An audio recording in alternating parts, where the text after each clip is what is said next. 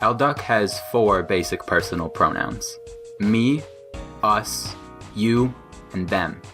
But this word us is used a little different than how it is in English. Like, if I say to you, we won $1 million. Who's we? Does we refer to you and me, or me and some other person? In English, there's no way to tell without more context, but Aaltok's strategy for this is that the plural first-person pronoun always excludes the listener. So, uvi ni te na ni pinui means I and some other person win $1 million. Alus vi te na ni pinui means you and I win $1 million. And ulus vi te na ni pinui means I, you, and somebody else all win $1 million. You'll notice that this form of the word you, lus, is different from the one I showed at the start though. Similar to how English has her versus she, and Spanish has le versus ella versus la, Aaltok personal pronouns decline for a total of 7 grammatical cases. There's the oblique case and the nominative case. The oblique case is what's used most of the time when the pronoun is either the sole argument of an intransitive verb or the direct object of a transitive verb. The nominative case is used only when the pronoun is the agent, also sometimes called the subject noun, of a transitive verb.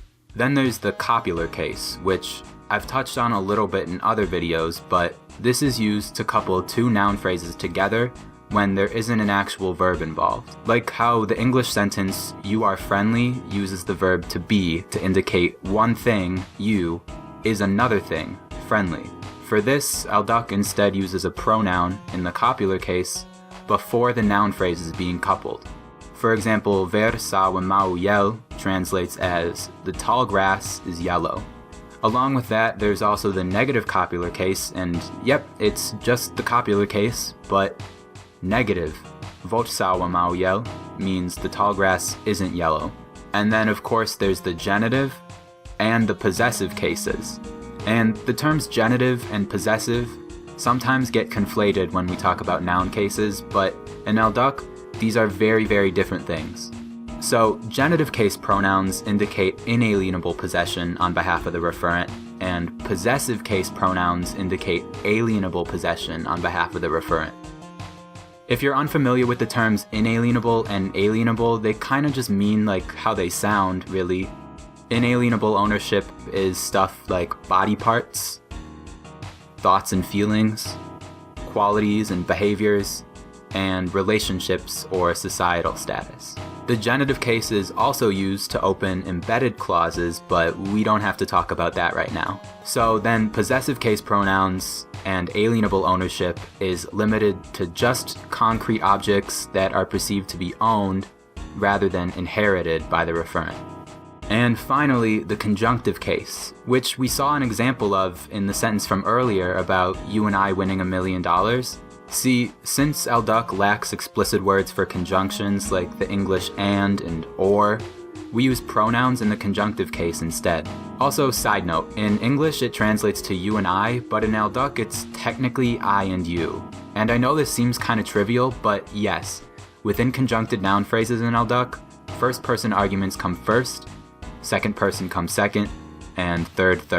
So you can say Louis Pepli ti Leslie, you and the bug dance, but not Peplusli ti Leslie, because the noun pep can't come before the second person pronoun. If instead you want to say either you or the bug dance, 2 conjunctive case pronouns are used. So instead it's Lucy Pepli ti Leslie, literally and you and the bug do dance moves.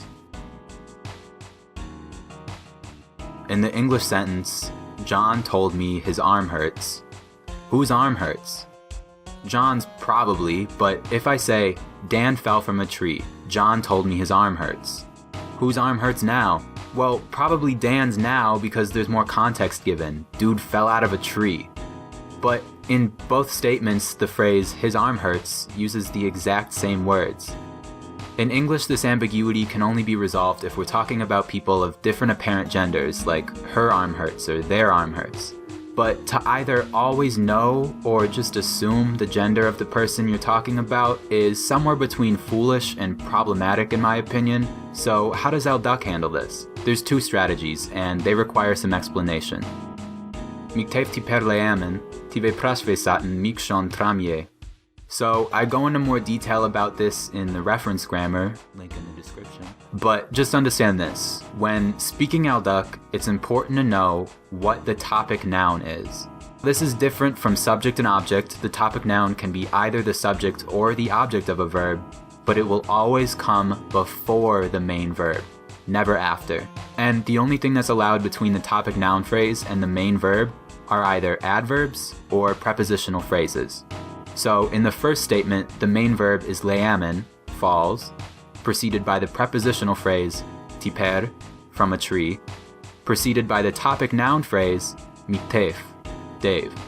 And then the following statement starts with the prepositional phrase tive prasvesaten, which means literally like about their arm they're hurting.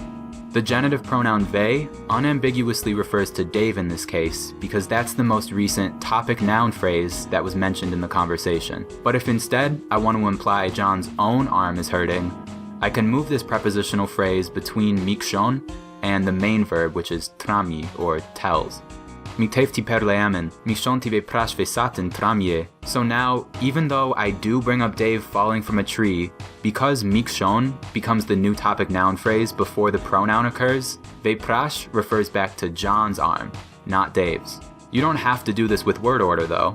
Aaltok also has demonstrative pronouns for here and there, this and that, and this person and that person. So in this example, you could just add one word and it would refer ve back to Dave instead of John. Miktef ti perleamen, mikshon ti spo ve prasvesaten tramye. Spo, or this person, can refer to either a physically proximate person or the previous topic noun phrase in the discourse. In this case, Dave. You could also use the word spa, that person. Miktef ti perleamen, mikshon ti spa ve prasvesaten tramye. Just like spo means this person, spa means that person, and can refer to a physically distal person, yes, or, like in this context, it refers to somebody other than the topic nouns previously mentioned. So, Dave falls out of a tree, and John tells me some other guy, who is neither Dave nor John, that person's arm hurts. Other than that, if you're new in town, I do live streams every so often. I make conlangs on stream, I draw on stream, so subscribe and ding dong that bell, etc, etc. Join our Discord server, bada bing, bada boom. That's about it. Later, folks.